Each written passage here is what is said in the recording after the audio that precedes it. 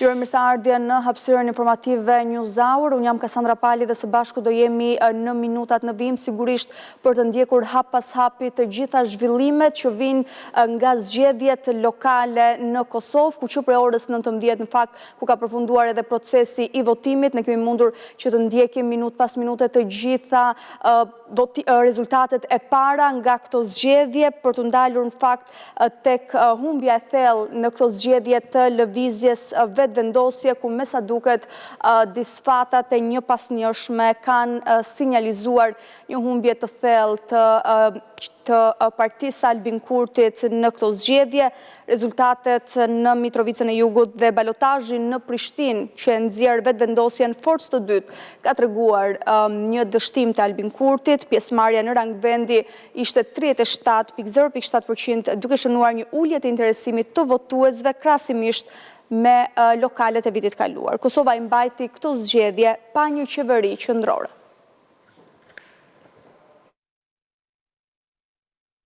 Ngërçi politiki nëntëshkurtit pa aftësia Albin Kurtit për të gjetur ose mbajtur bashkëpunëtor politik, pezullimi i dialogut strategjik nga ana e Shteteve të Bashkuara të Amerikës, vendi nën sanksionet e Bashkimit Evropian dhe një performancë dobët ekonomike kanë shtrirë ndikimin e tyre edhe në zgjedhjet lokale të 12 tetorit. 37.0.7% është pjesëmarrja në rang vendi në 38 komunat e Kosovës, duke shënuar kështu një ulje të interesimit të votuesve krahasimisht me zgjedhjet lokale të kaluara. Për Albin Kurtin, disfatat nuk kanë fund. Një nga investimet e tij më të mëdha në këtë garë, Mitrovica e Jugut, kalaja politike e vetëvendosjes, ndërtuar mbi kartën e nacionalizmit, ka rënë. Atje është Partia Demokratike e Kosovës në përparësi me zëvendësuesin e Bedrihamzës, Arjan Tahiri, ndërsa vetëvendosja luftonte me Faton Pecin, ministër i bujqësisë në qeverinë Kurti 2 dhe një nga 4 deputetët më të votuar të kësaj partie në zgjedhjet e përgjithshme të nëntëshkurtit, ndërsa për kryeqytetin duket se destinacioni është balotazh mes Lidhjes Demokratike të Kosovës dhe vetëvendosjes, duke nxjerrë jashtë loje kandidatin e Partisë Demokratike. Kosova i mbajti këto zgjedhje pa një qeveri qendrore. Lokalet ishin një provë gjenerale për zgjedhjet e ardhshme parlamentare të parakohshme, që pritet të mbahen deri në fund të vitit, nëse nuk shfrytëzohen afatet ligjore nga ana e Kurtit, tashmë me disa halle politike mbi supe. Por Kosovën nuk ka pushim para të shpenzuara për të kaluar vendin nga zgjedhjet në zgjedhje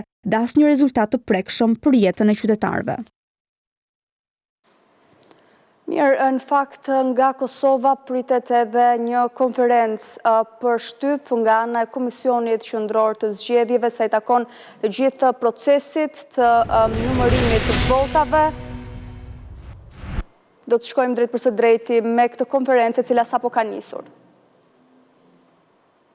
Mirë, drejt për së drejti me konferencën e cila pritet të nisë nga momenti në moment në Komisionin Qendror të Zgjedhjeve në Kosovë, ku vijon ende numërimi i votave. Është vetëvendosja e Albin Kurtit në fakt që ka posuar një humbje të thellë për zgjedhjet për kryetar komune, duke nisur nga Prishtina. Megjithatë, në këtë moment e ka nisur kështu konferenca për shtypje ndjekim. Të zgjedhjeve për kryetar të komunave dhe rezultatet preliminare nga zgjedhjet për kuvende komunale. Platforma elektronike për rezultate është duke vazhduar të funksionojë pa ndonjë problem, dhe vetëm gjatë ditës së sotme, më shumë se 3.5 milion vizitor unik janë shërbyer me informacione që janë përditësuar rregullisht. Para se të filloj me publikimin e rezultateve të përmbledhura, të cilat përshfaqen në këtë platformë, Komisioni Qendror i Zgjedhjeve shpreh mirënjohje dhe falënderim për Qeverinë e Mbretërisë së Bashkuar, që ka mbështetur Komisionin Qendror të Zgjedhjeve në zhvillimin e një softveri të ri për transmetimin e rezultateve preliminare nga vetëvotimet, por edhe në procesin që do të zhvillohet në 38 qendrat komunale të numërimit dhe në qendrën e numërimit të rezultateve. Për të adresuar sfidat e hasura gjatë zgjedhjeve të përgjithshme në muajin shkurt të këtij viti, veçanërisht ato që lidhen me përpilimin dhe publikimin e votave, KQZ ka bashkëpunuar me një kompani ndërkombëtare me seli në Mbretërinë e Bashkuar. KQZ ka punuar gjithashtu në bashkëpunim me këtë organizat për të kryer testime të infrastrukturës të teknologjisë informative, të sistemeve që janë të qasshme nga jashtë, si dhe për të ofruar monitorim të avancuar gjatë gjithë periudhës zgjedhore, në mënyrë që të mbrohe nga sulmet kibernetike gjatë zgjedhjeve.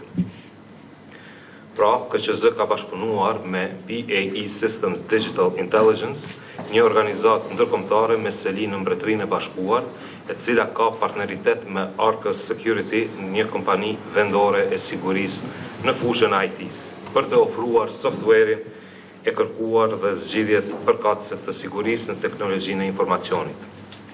Ky projekt mbështetet nga Qeveria e Mbretërisë së Bashkuar. Zhvillimi i softverit dhe përmirësimi i sigurisë kibernetike në infrastrukturën zgjedhore nga kompania britanike nuk ka ndonjë kosto specifike për KQZ-n. Andaj edhe njëherë shpreh mirënjohje publike për mbështetjen e madhe të Qeverisë Mbretërisë së Bashkuar në këtë pjesë të rëndësishme së jashtëzakonshme për zgjedhjet në Republikën e Kosovës. Në vijim do t'i lexoj rezultatet preliminare nga platforma jonë.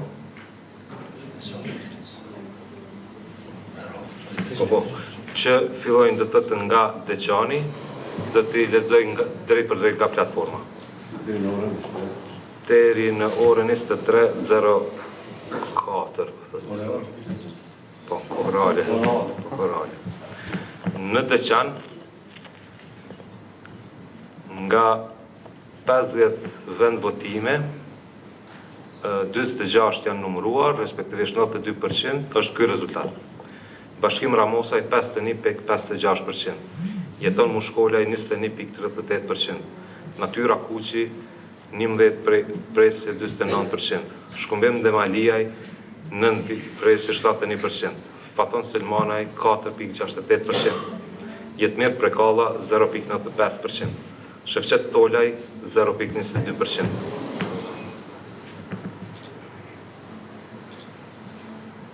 Në Gjakov, nga 126 vend votime janë numëruar 138, respektivisht 94.52%, ashtu që Ardian Gjini ka fituar 27.25%, Ardian Gola 33.39%, Shefqet Shehu 7.76%, Ervin Shabani 5.29%, Anton Shala 5.27%, Mehmet Krasniqi 0.9%.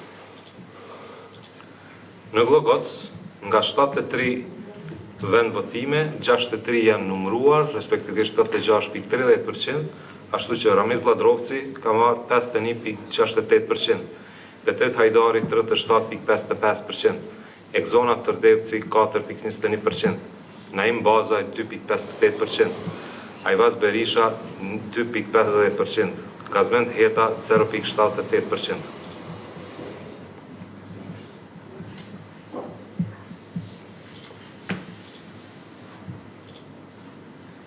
Në Gjilan, nga 133 vend votime, 130 janë numëruar, pra 97.74%, ashtu që Alban Hyseni ka marrë 29.81%, Arber Ismaili 34.18%, Riyad Rashidi 12.27%, Nazim Gagica 1.92%, Isa Agushi 1.27%, Ilir Poroshtica 0.34%.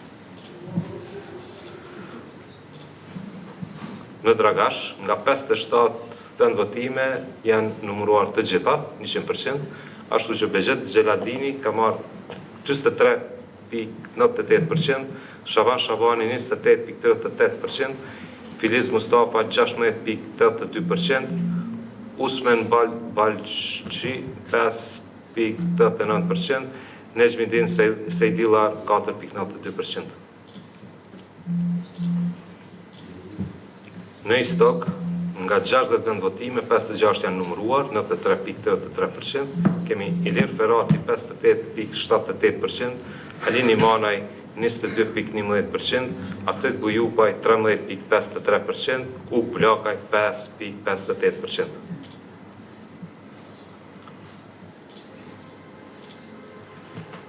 Në Kaçanik, kemi nga 24 vend votime, 22 janë numëruar, 95.25%, Savedin Vishi 39.72%, Jeton Raka 37.98%, Hesep Malseu 14.30%, Betim Shala 4.72%, Shukri Luta 1.61%, Hafize Salahi 1.38%.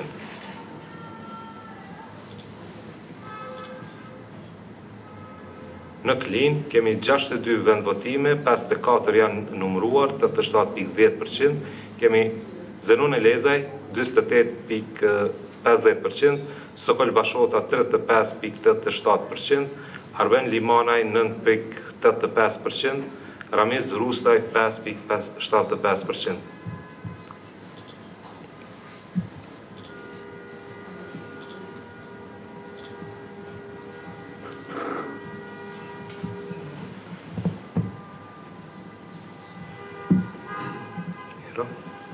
Në fushë Kosovë janë numëruar nga 59 vendvotime të gjithat, Valon Prebreza 25.14%, Besnik Osmani 36.62%, Rahim Tërnava 16.07%, Vildane Latifi 1.18%, Hasan Ismaili 0.99%. Në Kamenic, nga 51 vendvotime, 27 janë numëruar, 92.16%. Kemi Kadri Rahimaj nga vetëvendosje, 50.67%, Qëndron Kastrati 27.90%, Shaib Surdulli 9.17%, Faton Jakupi 7.56%, Jona Arifi 4.70%.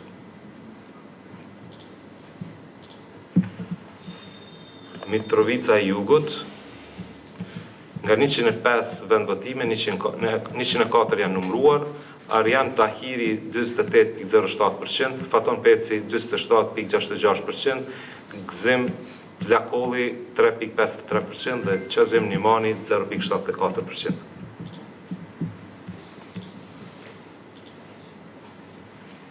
Në Leposaviq, kemi nga 25 vendvotime, 8 janë numëruar, 32%, Zoran Todic 70.35%, Vladimir Radosavljević 11.25%, Vesna Pantović 6.76%, Ivan Vučković 6.11%, Nenad Radosavljević 2.63%, Shaqir Hetemi 1.71%.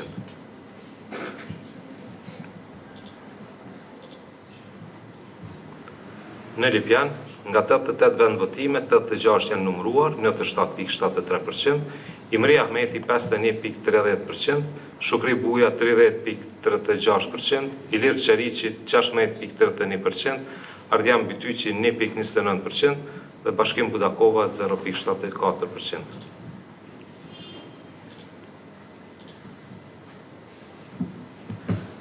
Në Novobërd, nga 23 vendvotime, 22 janë numëruar, 95.65%, Sasha Milošević 61.31%, Bajrush Imeri 22.25%, Abdyl Gashi 10.16%, Ajet Avdili 3.66% dhe Selaten Nuhiu 2.22%.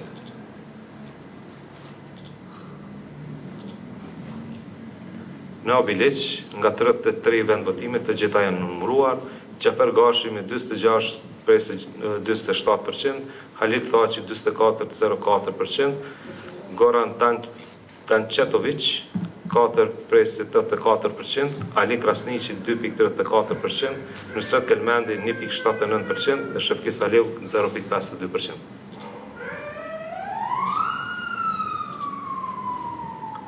Në Rahovec, nga 77 vendvotime, 71 janë numëruar, 92.21%, Smajl Latifi 37.28%, Ali Dula 23.92%, Burim Krasniqi 23.24%, Edon Cana 15.56%.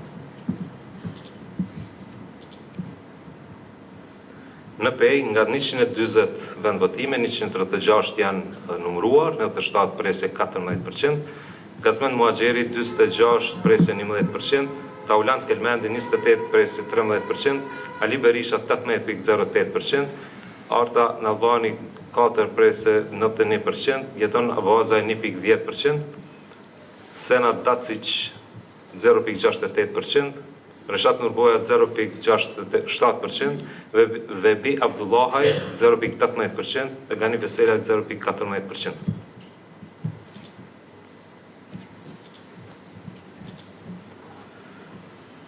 Në Podujev, nga 113 vendvotime, 104 janë numruar, 92 presë 0.4%, Shpejtim Bulliqi 52 presë 97%, Ekrem Hyseni 39 presë 30%, Isak Shabani 6 presë 31%, Baki Feta 0.90%, Gjemail Hasani 0.52%.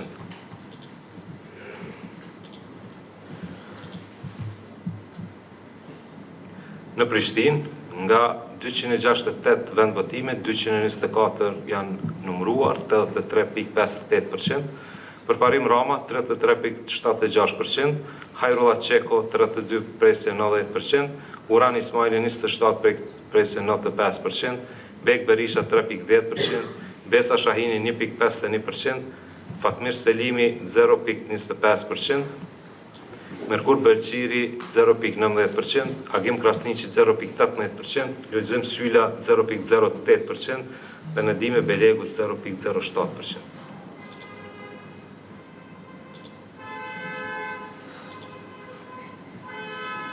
Në Prizren, nga 236 vendvotime, 215 janë numruar, 91 presje 10%, kemi Shaqir Totaj 21 presje 92%, Artan Abrashi 29 presje 87%, Driton Selmanaj 10.81%, Zafir Berisha 5.04%, Furkan Bytyqi 3.83%, Besnik Krasniqi 3.27%, Emilia Regjepi 3.29%, Albulena Balaj Halimaj 1.78%.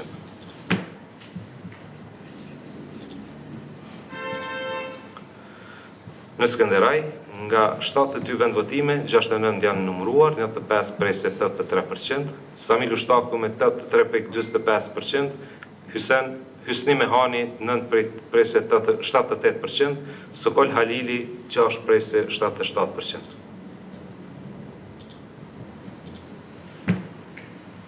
Në Shtime, nga 33 vendvotime, 32 janë numruar, pra 96 presë 97%, Qemal Aliu 50 presë 52%, Përparim Ramusa 36 presë 87%, Kasriot Shabani 11 presë 99% dhe Ram Bislimi 0.62%.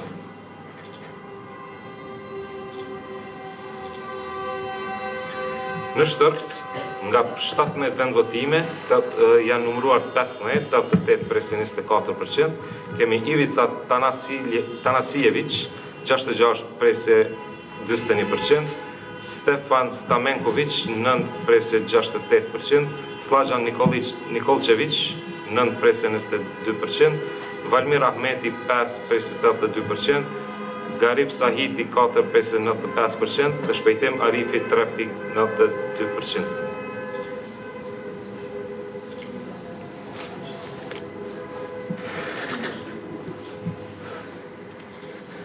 Në Suarek, nga 87 vendvotime, 83 janë numruar, 95 presë 20%, Balim Muharemaj 25 presë 65%, Ardian Shala 31 presë 88%, Hamdi Bytyqi 13 presë 30%, Dardan Berisha 9 presë 16%.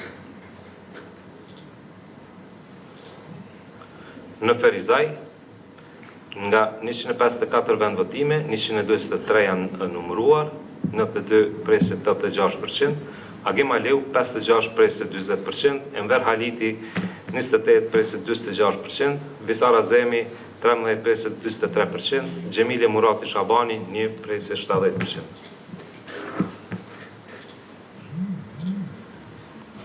Në Viti, nga 64 vendvotime, 57 janë numruar, 89 presë 06%, Sokol Haliti 38 presë 22%, Arsim Ademi 32 presë 64%, Bekim Azizi 26 presë 12%, Labidat Bistimi 2 presë 82%. Në Vushtri, kemi nga 97 vendvotime, të gjitha janë numruar, Ferit Idrizi 25 presë 56%, Suleman Meholli 30 presë 63%, Gjafer Tahiri 19 presë 72%, Gjevahiri Izmaku 2,20%, Mensut Ademi 0,96%, Shaban Miftari 0,74%.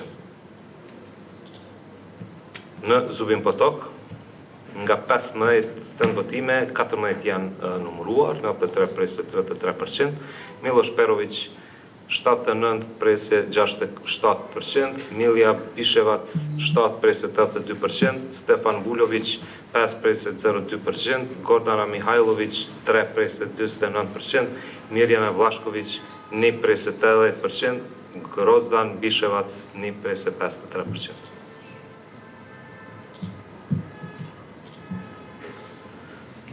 Në Zveçan, nga 11 vendvotime, 10 janë numëruar, 90,91%, Dragiša Milović 86,66%, Zoran Obrenović 8,27%, Fetah Peci 2,08%, Ilir Peci 1,85% dhe Slađana Pantović 0,94%.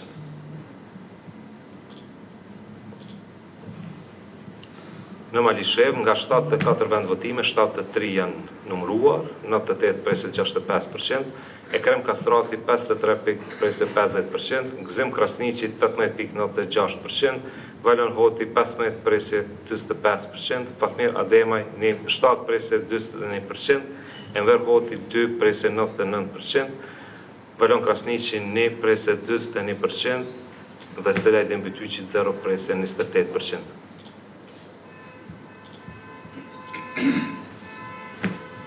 Në Jonik, nga 7 vendvotime, 7 janë numëruar, Rushdi Shehu 27,91%, Agron Kuqi 20,68%, Jetmir Tofaj 11,29%, Fatos Shala 0,12%. Në Mamush, nga 5 vendvotime, 5 janë numëruar, Abdul Hadi Krasniq 50,52%, Fikret Morina 28,05% dhe Agron Mazreku 1,23%.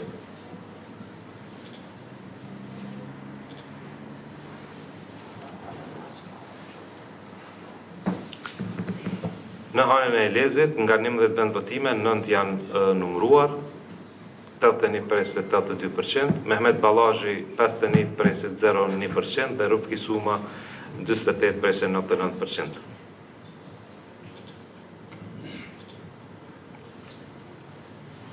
Në Graçanic, nga 34 vendvotime, 34 janë numëruar, Novak Zhivic ka 62,54%, Leutrim Ajeti 23,15%, Igor Rashic 12,90%, Goran Marinković 1,21%.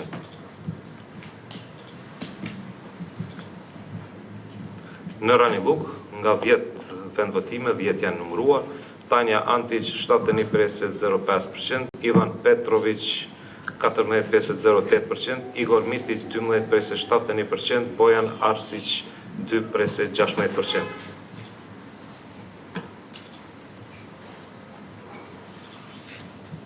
Në Partesh, janë numëruar 7 vendvotime nga 7, Dragan Petković 89,88%, Slađan Mladenović 10,12%.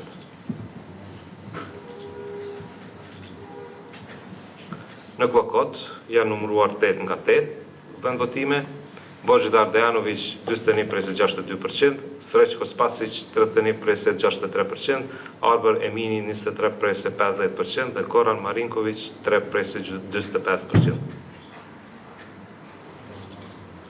Dhe në Mitrovicën e Veriut, nga 22 vendvotime, 15 janë numëruar, 68,18%, Milan Radojević 60,75%, Marko Jakšić 12,80%, Erden Atić 10,36%, Aleksandar Arsenijević 7,11%, Flutura Hamza Azemi 4,07%, Nenad Bukmirović 1,59%, Betim Osmani 1,90%, Branko Veselinović 1,08%, Katarina Ajančić 0,60% dhe Nebojša Milić 0,60%. 46%. Në këto rezultate nuk hynë votat me kusht, votat e diaspores, votat e personave me nevoja të veçanta dhe të institucioneve të shëndetësisë paraburgimit. Pra, për rezultatet më të hollësishme dhe përfundimtare duhet të futen edhe këto vota për të marrin rezultatin përfundimtar. Për vendet ku ty nuk kanë marrë mbi 50%, do të shkohet në ballotazh, po do të njoftoheni për këtë me kohë. A ka ndonjë pyetje nga çik?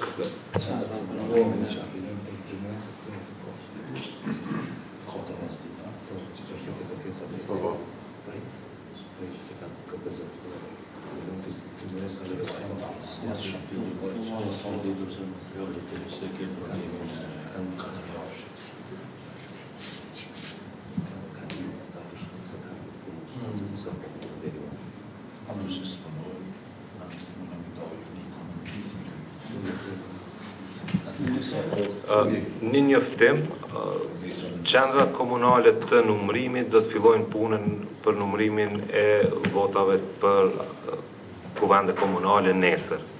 Orën e fillimit të numërimit do të jetë 12 mesditë apo në disa vende edhe në orën 16 për shkak se ekipet e numërimit dhe komisionet komunale do të jenë sonte në detyrë në disa vende edhe gjatë tërë natës, andaj edhe kanë nevojë për pushim, po ashtu edhe pajisjet të cilat veç janë montuar, të gjitha do të funksionalizohen në prezencën e tyre.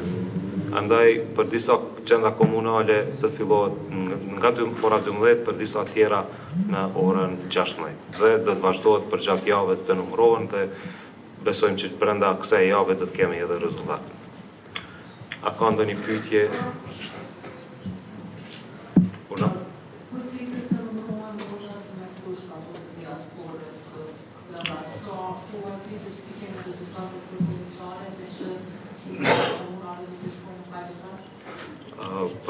Për balotazh nuk ne do t'i posa t'i po është.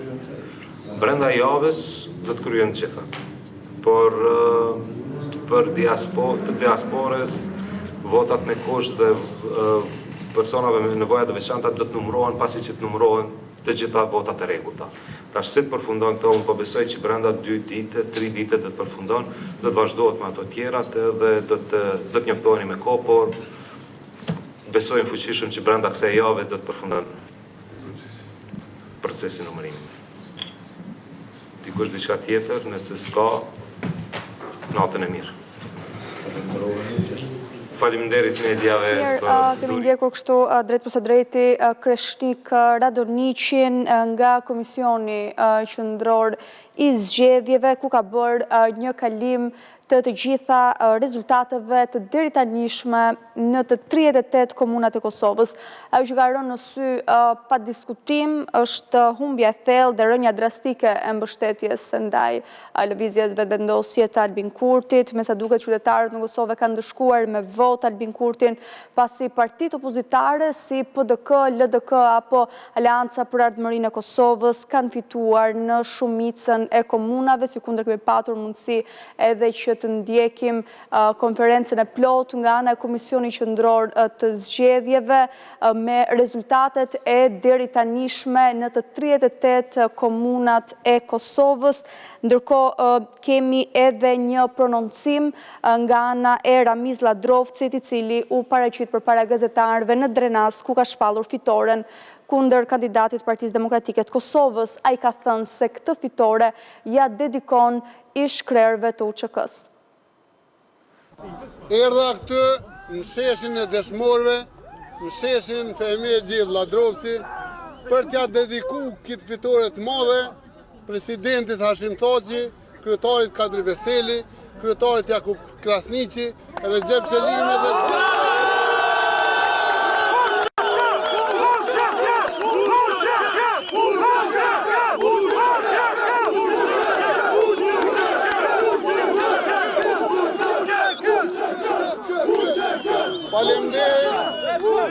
Një falenderim i veçantë i shkon gjithë qytetarëve Drenosit për disiplinën e tregume gjatë këtyre 30 ditëve, për qetësinë, për gjithçka kanë bërë që Drenosit shkoj si i qetë dhe pa incidente në zgjedhje.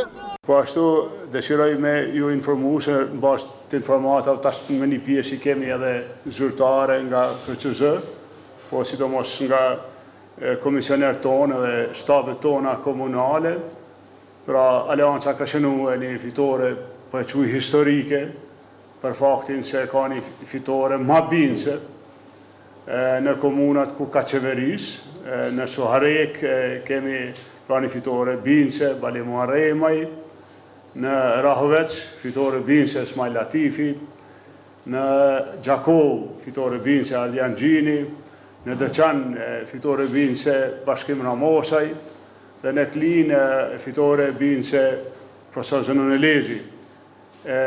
Po ashtu ekziston mundësia pa që gara në Jonik të vazhdon edhe në randin e dytë, ku mund të garojmë. Ne kemi garue në 25 komuna me kandidat për kryetar, edhe në 28 komuna për asamble, kemi informata për rritje pra të votës për Aleancën, edhe në komuna tjera edhe për asamble, po këto dana nuk do të nxitohemi tani, me qenë se sikur se e dim janë në procesim e shi për votat dhe presim rezultatin final. Mirë, kemi ndjekur kështu një pjesë të prononcimeve si nga Ramiz Ladrovci, por edhe nga kryu Aleancës për Ardhmërinë e Kosovës, Ramush Haradinaj, pasi edhe ato kanë marrë një fitore në këto zgjedhje lokale, por gjitha zhvillimet në Kosovë kanë ndjekur nga afër kolegja Habi Hoxha, kam në një lidhje të drejt për drejt.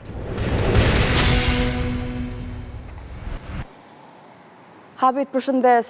Si është atmosfera në Prishtinë pas këtyre rezultateve? Besoj në selin e vetëvendosjes ka pllakosur një heshtje, nuk ka patur asnjë reagim nga ana e kësaj force politike apo jo? Kasandra, mirëmbrëma, me sa duket edhe zgjedhjeve lokale të 12 dhjetorit i ka ardhur fundi. Kemi tashmë një konfigurim të qartë të komunave të cilat shkojnë në balotazh dhe të komunave të cilat e kanë përfunduar tashmë, po themi, të gjithë procesin e tyre. Gjithsej në këtë garë kanë qenë kandidat për 38 komuna për pushtetin lokal këtu në Prishtinë. Ka pasur surpriza, të duhet themi, kemi përmendur gjatë ditës dhe në fakt Prishtina, Mitrovica e Jugut dhe Drenasi kanë qenë krye lajm. Më lejoj që përtej të dhënave që dha kryetari i Komisionit Qendror të Zgjedhjeve të kemi mundësi që në këto minuta të fundit të përmbylljes së këtij procesi, të këtij epilogu, të bëjmë edhe një analizë për qëndrimin që dhanë apo mesazhin që dhanë qytetarët gjatë këtyre zgjedhjeve lokale në një kontekst të vështirë politik për Kosovën. Sa ka rënduar, po themi, hija e rënd politike e ngërçit që prej 9 shkurtit në vend edhe tek zgjedhjet lokale, dhe sa janë ato një paralajmërim apo një kamban alarmi për atë se çfarë pritet të ndodhë në zgjedhjet e parakohshme të përgjithshme. Me mua në këtë transmetim të drejt për drejt është kolegu nga të shtata Shkodran Hoti. Shkodran, mirëmbrëma, faleminderit. Ju e keni ndjekur në fakt hap pas hapi, po ashtu si edhe ne të gjithë procesin zgjedhor lokal në Kosovë. Si duket, këto ishin prova gjenerale për atë që pritet vi më pas, të paktën në fund të vitit, për zgjedhjet e reja të parakohshme. Si keni lexuar mesazhin që dhanë sot qytetarët? Po ka qenë rezultat në shumicën e komunave, do thoja i pritshëm, ka qenë bevasi, rezultati pa ballotazh në më shumë komuna, janë prit më shumë komuna që do shkojnë në raund të dytë. Për mua bevasia kryesore ishte Prishtinë, gara ishte shumë e ngushtë. Përveç Prishtinës do e theksoja edhe Drenasin, sepse ka pas vëmendje të jashtëzakonshme mediatike gjatë gjithë kësaj kohe, dhe ndoshta përveç Drenasit doja ta theksoja këtu edhe faktin që disa komuna që në udhëheq për lëvizjes vetëvendosje, 3 prej tyre të paktën kanë shku po ne kanë shku në raundin e parë dhe s'ka pas nevojë që të ketë balotazh. Shkodran, interesant është betejë që ndodhi në Mitrovicën e Jugut. Në fakt atje, lëvizja vetëvendosje u investua fort.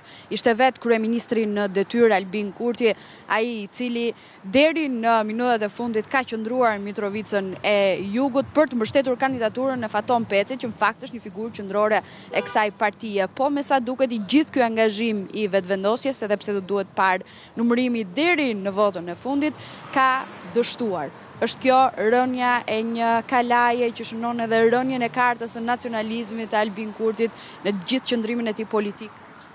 Mitrovica e Jugut realisht befasike edhe për faktin që rezultoi më ndryshe nga exit poll-ët që u publikuan, sepse parashihej një fiture e kandidatit të PDK-s në raund të parë, po megjithatë gara është shumë e ngushtë, kandidati i PDK-s i prin kësaj gare në ballotazh.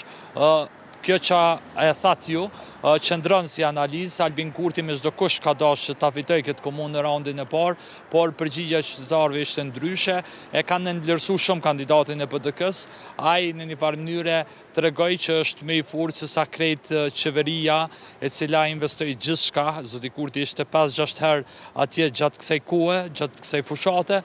Në anën tjetër Zoti Kurti gjithashtu edhe mbrëm ishte atje pasi përfundoi loja Shqipëri-Serbi.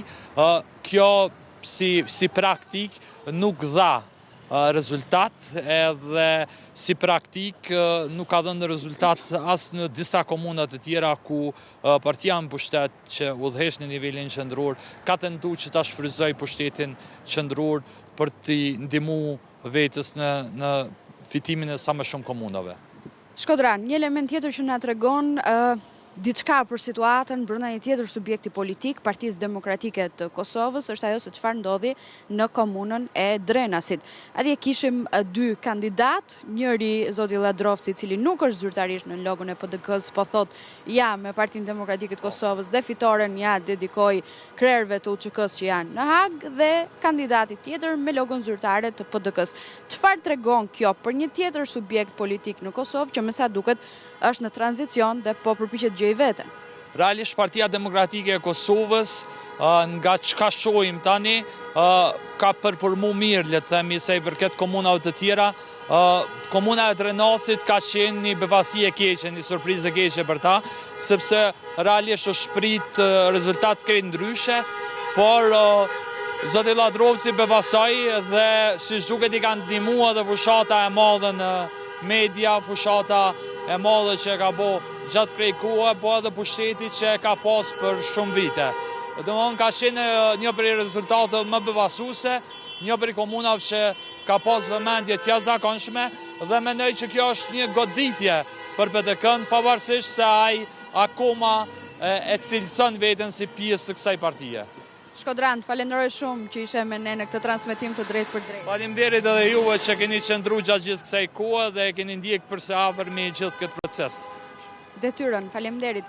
Në fakt, Kasandra, këto ishin disa prej momenteve kryesore të asaj se çfarë prodhoi ky proces votimi i datës 12 tetor. Një ditë e gjatë do duhet të themi, por që gjithsesi ka tashmë një konfigurim të qartë asaj se çfarë donin të tregonin qytetarët e Kosovës me vullnetin e tyre të hedhur tashmë në kutit e votimit. Një pjesë e madhe e komunave shkojnë në balotazh, mes të cilave pritet edhe Prishtina. Shumë çka kuptojmë edhe për gjendjen e subjekteve politike këtu në Kosovë pas një procesi të vështirë politik, një proces i cili duket se i kanë nxjerrë zbuluar partit, lëvizjen vetëvendosje e cila është investuar në Mitrovicën e Jugut, po me sa duket nuk është aq e fuqishme sa mendon, saq në fakt e dëshmuan edhe zgjedhjet e 9 shkurtit, Lidhjen Demokratike të Kosovës që është në tentativë për të rimarrë veten, dhe nga krau tjetër dhe problematikat e brendshme të Partisë Demokratike të Kosovës. Një lloj prove gjenerale për atë që pritet të ndodhë në zgjedhjet e përgjithshme të parakohshme që parashikohet të mbahen në fund të këtij viti. Kanë vendosur qytetarët e Kosovës sot, po me sa duket destini i tyre të paktën gjatë këtyre muajve është që të kalojnë nga një palë zgjedhje në zgjedhje të tjera. Po Kasandra. Habi, unë falenderoj për raportimin e drejt për drejt dhe për intervistën që kreve se takon të gjithë rezultateve të deri tanishme me këto zgjedhje lokale të zhvilluara dhe të mbajtura sot në Kosovë. Isha me kolegen Habi Hoxha direkt nga Kosova për rezultatet e deri tanishme se takon zgjedhjeve lokale. Ne do shohim fakt në këtë transmetim të drejt për drejt edhe disa informacione të tjera në vendin ton. Autoriteti rrugor shqiptar ka njoftuar nisjen e ndërhyrjeve emergjente në aksin Vor-Ura-Dajlanit për riparimin e shtresave asfaltike. Punimet do sillin bllokimet përkohshme të qarkullimit në disa segmente të rrugës Vor-Durrës që nga data 13 tetor ndaj drejtuesit e mjeteve këshillohet që të përdorin rrugë alternative. Autoriteti rrugor shqiptar ka njoftuar nisjen e një ndërhyrje për riparimin e nënshtressave dhe shtresave asfaltike në segmentin rrugor Vor-Ura-Dajlanit. Sipas njoftimit zyrtar, duke filluar nga 13 tetori, do ketë bllokim të përkohshëm të qarkullimit në drejtimin Vor-Durrës në disa segmente të këtij aksi, në Vor-Maminas, Maminas-Sukth, Sukth-Flak, Flak mbi kalimin i Shkozetit dhe mbi kalimin i Shkozetit Ura-Dajlanit. Kozgjatja e punimeve do jetë 1 deri në 2 ditë për çdo segment, ndërsa përdoruesve të rrugës u rekomandohet të ndjekin itinerarin alternativ Vor-Maminas ka të rrugët e Shijakut Durrës. Pas përfundimit të punimeve në krahun Vor-Durrës, ndërhyrja do vijojë edhe në drejtimin e kundërt Ura-Dajlanit Vor me të njëjtat segmente dhe afate. Autoriteti rrugor shqiptar kërkon mirëkuptimin e qytetarëve për lehtësimin e procesit të punimeve dhe garanton se ndërhyrja do përmirësojë ndjeshëm cilësinë e qarkullimit në këtë aks të rëndësishëm. Qeveria ka ndaluar përkohësisht qarkullimin e monopatinave elektrike në të gjitha rrugët e Shqipërisë. Vendimi u mor pas rritjes së ndjeshme të aksidenteve. 991 raste vetëm përgjatë vitit kaluar, përfshirë edhe raste me pasoja fatale. Policia do bllokoi çdo monopatin që qarkullon, ndërsa përdorimi në të ardhmen do lejohet vetëm me rregulla të reja për sigurinë. Shqipëria i bashkohet kështu disa vendeve europiane që kanë marrë masa drastike. Vetëm gjatë vitit 2024 janë regjistruar 991 raste aksidentesh të shkaktuara nga monopatinat. Të dhëna këto shqetësuese që kanë çuar në ndalimin e përkohshëm të këtyre mjeteve, që përdoren masivisht jo vetëm nga të rinjt, por edhe të miturit. Nisur nga dita e hënë në të gjithë rrugët e Shqipërisë, do të ndalohet qarkullimi të gjitha monopatinave elektrike. Ky është vendimi i marrë nga Ministria e Punëve të Brendshme, Albana Koçiu, në bashkëpunim dhe me drejtorin e përgjithshëm të Policisë së Shtetit, Ilir Proda. Arsyeja e ndalimit të monopatinave përkohësisht është për shkak të rasteve të shtuara të aksidenteve. Ministria Koçiu theksoi se arsyeja e ndalimit është edhe për shkak se cënojnë sigurinë publike. Sot i kam kërkuar Policisë së Shtetit që përkohësisht të mos lejojnë qarkullimin e monopatinave elektrike në rrugë. Gjithashtu dua të informoj të gjithë ata që e shohin monopatinën elektrike si një mënyrë biznesi për dhënien me qira ditore, duhet ta kenë të qartë që të mos investojnë në këtë aktivitet. Lejimi gjithmonë pas përfundimit të këtij procesi do të jetë i vlefshëm vetëm për përdorim vetjak të këtyre mjeteve. Ndërsa drejtori i Policisë së Shtetit Ilir Proda u shpreh se vetëm gjatë vitit 2024 janë regjistruar mbi 990 aksidente të shkaktuara nga monopatinat. Ne kemi bërë një analizë të hollësishme në lidhje me këtë fenomen dhe kemi arritur në përfundimin që përdorimi i këtyre mjeteve po shkakton një rrezik imediat për sigurinë publike. Mjafton të përmendim faktin që vetëm gjatë vitit 2024 janë 991 raste të raportuara nga urgjencat për aksidentet me këto mjete. Midis këtyre rasteve ka pasur edhe fatalitete si dhe dëmtime shumë të rënda. Referuar shifrave të aksidenteve, pa përjashtimet e të atyre me fatalitete, numri i tyre është rritur. Gjithashtu shqetësim tjetër është dhe përdorimi masiv jo vetëm nga të rinjt, por edhe të miturit. Shqipëria nuk është vendi vetëm i përballur me këtë situatë. Franca, Italia, Gjermania, Maqedonia e Veriut dhe shumë vende të tjera kanë marrë masa drastike me bllokim të përhershëm apo të pjesshëm të monopatinave. Ishte gjithçka e përgatitur për News Hour. Të tjera zhvillime mund t'i ndiqni duke klikuar në faqen zyrtare abcnews.al. ABC News mund ta ndiqni në radio në frekuencën 105 FM. Nga unë Kasandra Pali, natën e mirë.